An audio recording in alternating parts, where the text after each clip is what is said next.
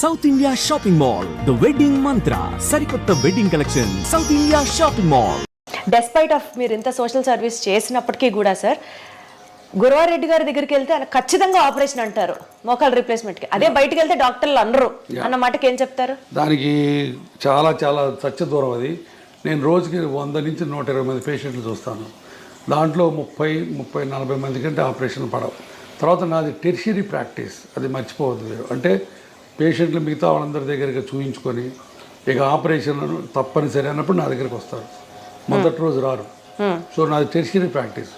హైదరాబాద్ అవటం అయితేవి, నేను ఉన్న డాక్టర్స్లో సీనియర్ మోస్ట్ ఇప్పుడు 25 ఏళ్ళ నుంచి ప్రాక్టీస్ చేస్తున్నాను కావటం అయితే ఏంది.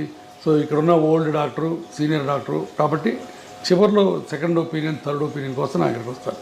ఎప్పుడైతే టెర్షియరీ ప్రాక్టీస్ ఉంటుందో అప్పుడు ఆబ్వియస్గా ఆపరేషన్ రేట్ ఎక్కువ ఉంటుంది. సో అది అనవసరంగా ఎవరు ఆపరేషన్ చేయడం. గురువారెడ్డి దగ్గరికి వెళ్తే ఆపరేషను, మిగతా వాళ్ళ దగ్గరికి వెళ్తే ఇంజక్షను, అవన్నీ మాయ. ఇప్పుడు ఆ రకంగా ఇంకోటి కూడా చెప్పాను. నేను లాస్ట్ 1 year నుంచి యుద్ధం చేస్తున్నాను. ఇంజక్షన్లు పనికిరాని ఇంజక్షన్లు చేసి పేషెంట్లు మాయ చేసే డాక్టర్లు. ఈ ప్రస్తావన తీసుకొచ్చారు కాబట్టి ఇంకొక పర్సనల్ కామెంట్ కూడా ఉంది సార్. మీరు అగేన్స్ట్ పిఆర్పి ఫర్ ఆర్థరైటిస్ అని చెప్తున్నారు. Exactly against PRP for arthritis. కానీ గురువారెడ్డి గారి హాస్పిటల్లో పిఆర్పి ఇంజక్షన్లు 7,000 నుంచి 8,000 రూపాయలు ఉండే ఇంజక్షన్ 17,000 రూపాయలు ఆయన ఎందుకు ఛార్జ్ చేస్తున్నారు? పిఆర్పి ఇంజక్షన్ కూడా నా హాస్పిటల్లో చేయలేదు ఫర్ ఆర్థరైటిస్. ఎవరైనా వచ్చి ప్రూవ్ చేయమని చెప్తాను. పిఆర్పి ఫర్ స్పోర్ట్స్ ఇంజురీస్కి ఎంతో పదిస్ అని చెప్పాను ఇందాక. టెండాన్ ఇంజురీస్కి, ఇక్కడ టెన్నిస్ ఎల్బోస్కి ఇస్తే ఇవ్వచ్చు. నేను ఇవ్వను. నా దగ్గర 36 మంది పనిచేస్తారు టీం. స్పోర్ట్స్ మెడిసిన్ వాళ్ళు ఇస్తే ఇవ్వచ్చు. బట్ ఆర్థరైటిస్కి, నీ జాయింట్లో మా దగ్గర పిఆర్పి అనేది ప్రసక్తే రాదు. ఎవరైనా వచ్చి ప్రూవ్ చేయమని చెప్పాలి. అర్థమైందా? 3 ఇప్పుడు స్టెమ్ సెల్స్ అని ఇచ్చి 2,80,000 తీసుకునేది మా దగ్గర జరగదు. నేను అగైనెస్ట్ ఏంటంటే PRP in arthritis. Orthopaedic surgeons చాలామంది పిఆర్పీలు టెన్నిస్ ఎల్బోస్కి, యాంకిల్ ఇంజురీస్కి, హీల్ పెయిన్స్కి ఇస్తారు. నాకే రకమైన అభ్యంతరం లేదు. నాకు దాని మీద నేను ఇవ్వను, నేను వాటిని అన్నాను. అది దాని మీద నాకేం లేదు. ఎందుకంటే పీపుల్ అన్ని చోట్ల ఇస్తారు, కొన్ని చోట్ల మంచి రిజల్ట్స్ ఉన్నాయి.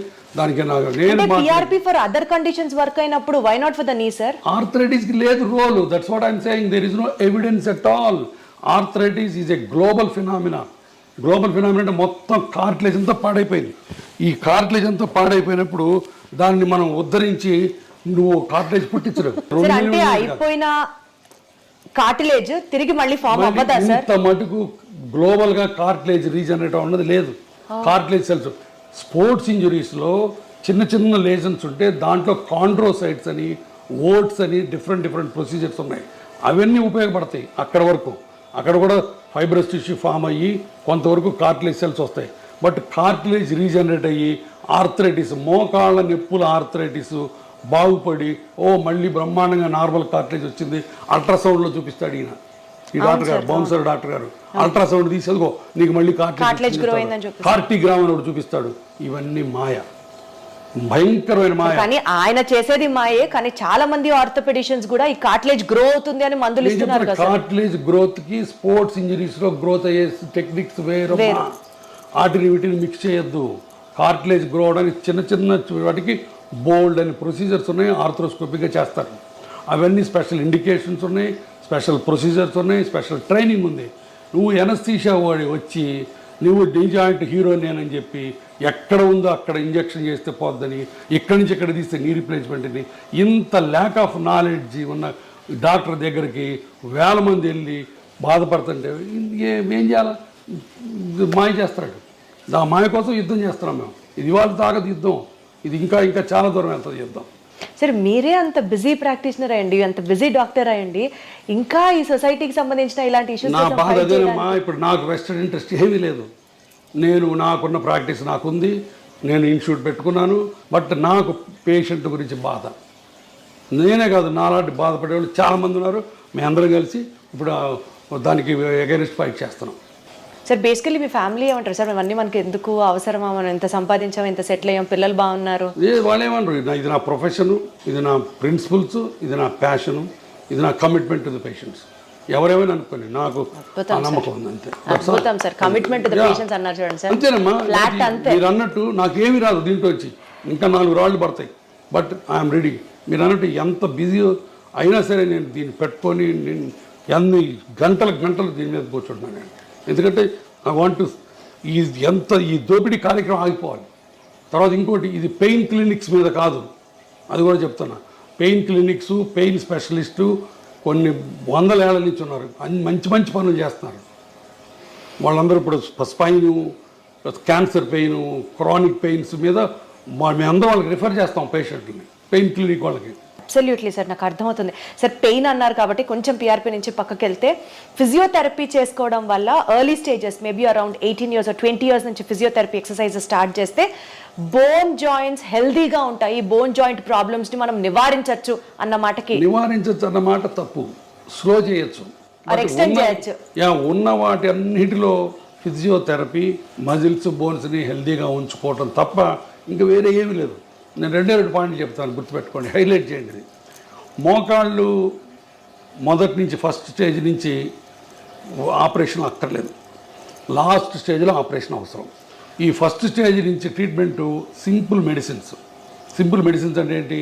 ఎప్పుడన్నా నొప్పుంటే సింపుల్ పారాసిటమాల్ ట్యాబ్లెట్, లోపల కార్టిలేజ్ నరిష్మెంట్కి, అంటే ఉన్న కార్టిలేజ్ బలాన్ని కాపాడటానికి, కొత్త కార్టిలేజ్ అనడం కాదు. ఎగైన్ అక్కడ మాయ, నీవు కొత్త గుజ్జు పుట్టించే ఇంజక్షన్ చేస్తూ ఉంటావు, తప్పు. కొత్త గుజ్జు పుట్టించే ఇంజక్షన్లు ఇంతపాటు ప్రపంచంలో ఎక్కడా లేవు. పుట్టదు. ఉన్న గుజ్జు బలాన్ని కాపాడే ఉన్నాయి, దాన్ని కాండ్రో ప్రొటెక్టివ్స్ అంటారు. ఓకే, ఆ ట్యాబ్లెట్స్, బోన్స్కి ప్రొటెక్ట్ చేసే కాల్షియం ట్యాబ్లెట్లు, మజిల్స్ని ఎక్సర్సైజ్ చేయాలి. ఇప్పుడు for example quadriceps muscle exercise చేసామనుకో, మోకాల మీద ఉన్న లోడ్ని అది కొంత తీసుకుంటుంది, అందుకని మీకు ఎక్సర్సైజ్ బాగా ఉపయోగపడుతుంది. అట్లానే జాయింట్ని అబ్యూజ్ చేయకుండా, చెప్పాను కదా, ఇండియన్ టాయిలెట్స్ వాడకుండా అట్లా చేసుకోవటం తప్ప ఇంకోటి లేదు. నేను పేషెంట్కి 2 సెంటెన్స్ చెప్తాను. అమ్మ, నేను ఇచ్చిన మందులు, ఎక్సర్సైజులు పని చేసిన నాళ్ళు ఆపరేషన్ అక్కర్లేదు. ఈ మందులు, ఎక్సర్సైజులు పని చేయకపోతే ఆపరేషన్ తప్ప ఇంకొకటి లేదు. మీరు చేయించుకోవటం లేదు అనవసరం, బట్ డాక్టర్గా నీ ధర్మం ఏంటి? చెప్పాలి, నీ రీజన్ చెప్పాలి. నువ్వు హిపోక్రటిస్ ఓత్ తీసుకున్నావమ్మా సార్. అద్భుతం సార్, అద్భుతం. గురించి ఈ రోజుల్లో ఎవరు మాట్లాడుతున్నారు సార్? లక్షలు సంపాదించి ఎట్లా నిద్రపోతావు? నువ్వు పేషెంట్ల రక్తం తాగుతున్నావు, నువ్వు అంతమించి ఇంకేం లేదు నీకు. సో ఈ హిప్ ఇంప్లాంట్స్ అండ్ నీ ఇంప్లాంట్స్ గురించి సార్, రేటుకి తగ్గట్టుగా ఆపరేషన్ చర్య ఉంటుందా సార్? ఇప్పుడు దాంట్లో రకరకాలు ఉంటాయి. ఇప్పుడు ఇదిగో, ఇది ceramic, stainless steel, cobalt chromes ఉంటాయి. సో ఇట్లా ఇటుపక్క క్రాస్ లింక్డ్ పాలిఎథిలీన్ ఉంటుంది. హిప్ జాయింట్లో కనీసం 10 వెరైటీస్ ఉంటాయి. ఇప్పుడు సెరామిక్ ఉందనుకో, స్టెయిన్లెస్ స్టీల్ కంటే కనీసం 2 రెట్లు ఎక్కువ కాస్ట్. ఇదే సెరామిక్ ఇటు 2 పక్కలు వేసామనుకో 3 రెట్లు కాస్ట్. ఇటుపక్క ఓన్లీ ప్లాస్టిక్ వేసామనుకో రేట్ తగ్గుతుంది. సిమెంట్ లేకుండా వేసామనుకో రేట్ ఎక్కువ, అది లోపల హైడ్రాక్సీ అపటైట్ కోటింగ్ ఉంటుంది. అదే సిమెంట్తో వేసామనుకో రేట్ తక్కువ. సో ఇట్లా డిఫరెంట్ కాంబినేషన్స్ ఉన్నాయి, అందుకని రేట్స్ వేరీ అవుతాయి. ఇప్పుడు చీరల్లో పట్టు చీరలు ఉంటాయి, సిల్క్ చీరలు ఉంటాయి, ధర్మవరం చీరలు ఉంటాయి, చీరల్లో హ్యాండ్ ఎంబ్రాయిడరీ ఉంటుంది, ఒక్కొక్క చీర ఒక్కొక్క కాస్ట్. అవునా కదా? జరీ ఉంటుంది, జరీ ఉంటే కాస్ట్ ఎక్కువ. ఇది అంతే, ఒక 20 వెరైటీస్ ఆఫ్ జాయింట్లు ఉన్నాయి. ఇక్కడికి వచ్చిన తర్వాత ఆ జాయింట్ని బట్టి ₹1,00,000 నుంచి ₹5,00,000 దాకా ఉంది హిప్ ప్రైస్. ₹1,00,000కి ఇండియన్ ఇంప్లాంట్ సిమెంట్తో వేసుకోవచ్చు, బట్ అది యంగ్ పేషెంట్కి వేయడానికి లేదు. యంగ్ పేషెంట్ 25 ఏళ్ళు కోవిడ్ బారిన పడి ఎవాస్కులర్ నెక్రోసిస్ వచ్చిన అతనికి ₹1,00,000 ఇస్తే తొందరగా బాడైపోద్ది. అతనికి అన్సిమెంటెడ్ హిప్ వేయాలా, సెరామిక్ హిప్ వేయాలి. So that's all. ఇప్పుడు దాంట్లో రోబోటిక్ టెక్నాలజీ వచ్చింది. రోబోటిక్ టెక్నాలజీ చేస్తే కొన్ని అడ్వాంటేజెస్ ఉన్నాయి, దానికి ఎక్కువ అవుతుంది. సో ఇవి థింగ్స్. సార్, రోబోటిక్ సర్జరీస్ గురించి మాట్లాడితే sir, your hospital is ranked among the top most robotic surgeries perform చేసే హాస్పిటల్. అది definitely first of all congratulation sir.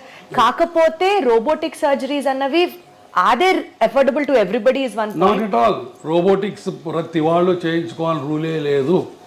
Robotics చేయాలి, అది చేయకపోతే నీ బతుకు దుర్భరం అన్నమాట, అంతకంటే లేదు. ఎప్పుడు చేస్తారు సార్ రోబోటిక్స్? రోబోటిక్స్ వల్ల 2-3 అడ్వాంటేజెస్ ఉన్నాయి, మార్జినల్ అడ్వాంటేజెస్. అది పేషెంట్కి ఎక్స్ప్లెయిన్ చేస్తాం. కొంత ప్రెసిషన్ ఉంటుంది, కొంత post operative pain, immediate post operative pain కొంత తక్కువ ఉంటుంది. ఓన్లీ ఫస్ట్ 2-3 days, తర్వాత మళ్ళీ సేమ్ ఉంటుంది. ఆ ఫస్ట్ 2 days ఎందుకు ఉంటుంది అంటే సాఫ్ట్ టిష్యూ డిసెక్షన్ తక్కువ ఉంటుంది. తర్వాత ఇప్పుడు అలైన్మెంట్స్ అని డిఫరెంట్ అలైన్మెంట్స్ వచ్చినాయి మోకాళ్ళ ఆపరేషన్లో.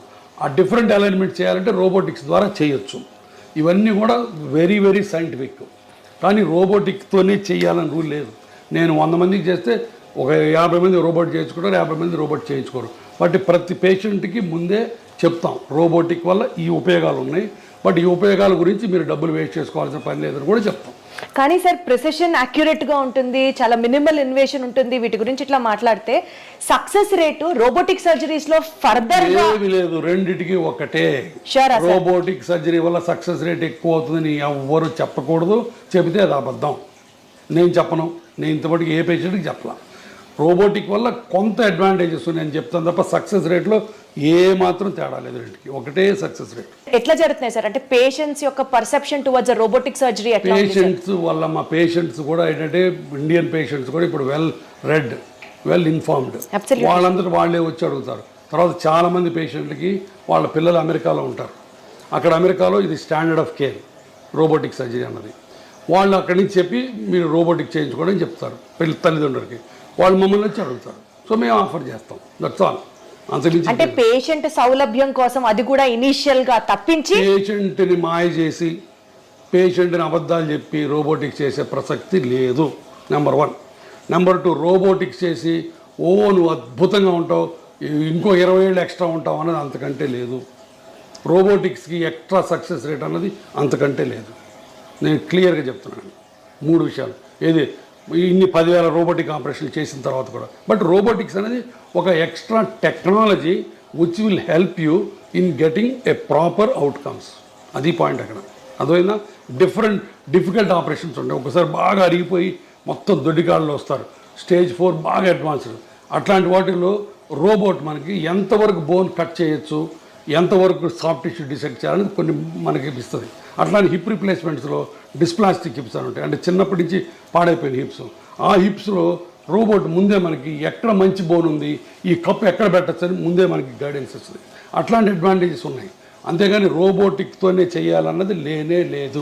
మళ్ళీ చెప్తున్నాను. అబ్సల్యూట్లీ సార్, నాకు అర్థమైంది sir. Yeah. To just divert our interview on a lighter note and concluded sir, just I wanted to ask you, ఒక జాయింట్ హెల్త్ కి సంబంధించినటువంటి ఒక మీ కోరిక, జనాలు ఈ మిత్తుని నమ్మడం ఆపండ్రా బాబు అని అంటే ఏం చెప్తారు సార్? ఇందాక చెప్పింది మళ్ళీ చెప్తా, నేను అలిసిపోను, ఎన్ని గంటలైనా చెప్తాను ఇదే.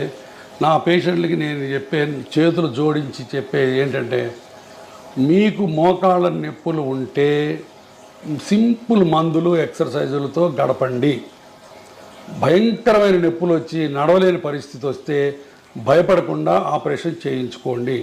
మీరు భయపడ్డా, ఆర్థికంగా సౌలభ్యం లేకపోయినా ఒక రామాయణము మహాభారతం చదువుకోండి. సార్, ఒక్క సూపర్ ఫుడ్ తింటే బోన్స్ అద్భుతంగా ఉంటాయంటే ఏంటి సార్ అది? ఏం లేదు, నాకైనా అబద్ధం. సూపర్ ఫుడ్ ఏమి లేదు, సూపర్ డాక్టర్ లేదు, ఏం తినమంటారు సూపర్ సార్? ఫుడ్ లేదు.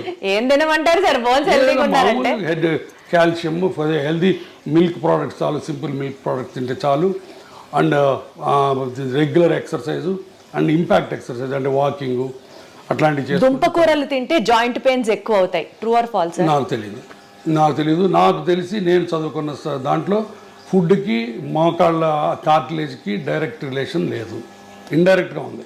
ఫుడ్ తిని లావు ఎక్కితే లావు వల్ల మోకాళ్ళు పాడవుతాయి తప్ప డైరెక్ట్గా వంకాయ తింటే కార్టిలేజ్ పోద్ది, కూర ఈ చామదుంప తింటే కార్టిలేజ్ వస్తుంది, ఈ అల్ట్రాసౌండ్ చేస్తే నొప్పి తగ్గుద్ది, ఇవన్నీ లేవు నాకు తెలుసు. సార్, మీరు ఎక్సర్సైజ్ చేయమని పేషెంట్స్ కి చెప్తూ ఉంటారు కదా, ఫన్నీయెస్ట్ ఎక్సర్సైజ్ మీ దాకా వచ్చి ఒక పేషెంట్ చెప్పింది ఏమైనా ఉందా సార్? మీకు అసలు కోపం మామూలుగా రాదా ఎక్సర్సైజ్, ఆ ఎక్స్క్యూజ్ వింటే ఏం చెప్తారు సార్?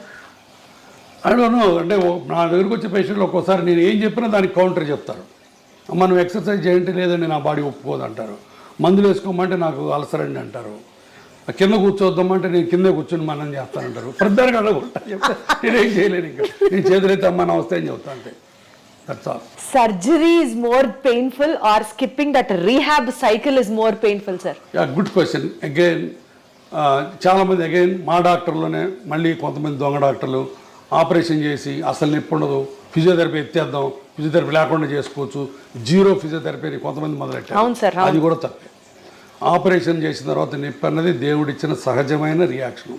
కాకపోతే ఇప్పుడు మోడర్న్గా పెయిన్ రెడ్యూసింగ్ టెక్నిక్ చాలా వచ్చినాయి. ర్యాపిడ్ రికవరీ ప్రోటోకాల్ అని, మల్టీ మోడల్ ఎనర్జీసీ అని చెప్పి, తర్వాత కంటిన్యూస్ ఎపిడ్యూరల్ పెయిన్ రిలీఫ్ అని, అట్లా చాలా మందులు వచ్చినాయి, చాలా టెక్నిక్స్ వచ్చినాయి ఇమ్మీడియట్ రీహాబిలిటేషన్ వల్ల. వీటి వల్ల కొంత నొప్పి తగ్గుతుంది. తర్వాత నొప్పి అనేదమ్మా మల్టీ ఫ్యాక్టోరియల్, అంటే చాలా ఫ్యాక్టర్స్తో సంబంధించింది. కొంతమంది పేషెంట్లు వెరీ సెన్సిటివ్గా ఉంటారు. అవును సార్. కొంతమంది పేషెంట్లు బిందాస్గా ఉంటారు, అది పేషెంట్ ఫ్యాక్టర్. తర్వాత కొంతమందికి బాగా బాగా అరిగిపోయింది అనుకో, ఎక్కువ డిసెక్ట్ చేయాల్సి వస్తుంది, అప్పుడు ఎక్కువ ఇన్ఫ్లమేటరీ సైటోకైన్స్ రిలీజ్ అవుతాయి, వాళ్ళకి ఎక్కువ నొప్పి ఉంటుంది. సో కాబట్టి పెయిన్ లేకుండా ఏ పేషెంట్ ఉండడు. కొంతమంది అదృష్టవంతులు అసలు పెయిన్ ఉండదు వాళ్ళకి, అంటే వాళ్ళ అదృష్టం. అంటారు కదా సార్, పెయిన్ సైకోసోమాటిక్ అంటారు కదా. సైకోసోమాటిక్ కాబట్టి నొప్పి అన్నది మల్టీఫ్యాక్టరీలు, దానికి చేస్తాం.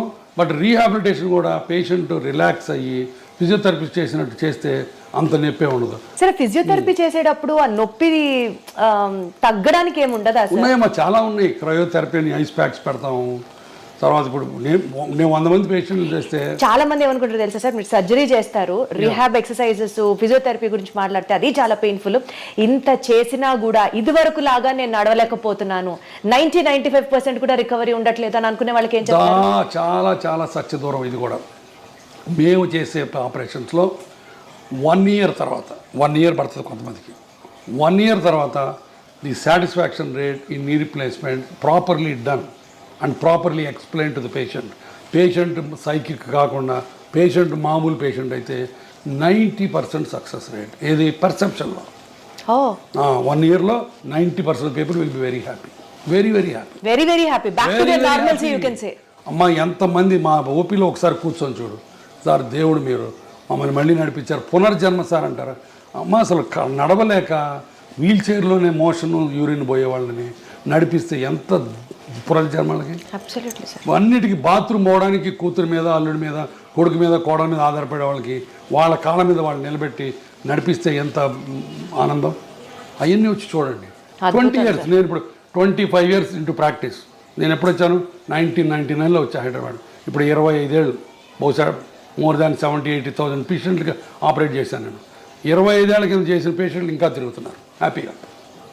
So that is the beauty of the knee replacement surgery. అది నేను క్యాన్వాస్ చేయక్కర్లా, all over the world millions of people get benefit. Sir, ఇప్పుడు నీ రీప్లేస్మెంట్ సర్జరీలోనే latest advancement which really excites you so much ఏమైనా ఉందా sir? Robotic technology, that is the only latest advance. ఇప్పుడు దీంట్లో బోల్డ్ అనే కొత్త మెటీరియల్స్ వస్తున్నాయి. ఇప్పుడు ఈ కోబాల్ట్, క్రోమ్, టైటానియం కాకుండా ఇంకా కొత్త మెటీరియల్, పీక్ మెటీరియల్ అని కొన్ని వెరీ లైట్ మెటీరియల్స్ వస్తున్నాయి.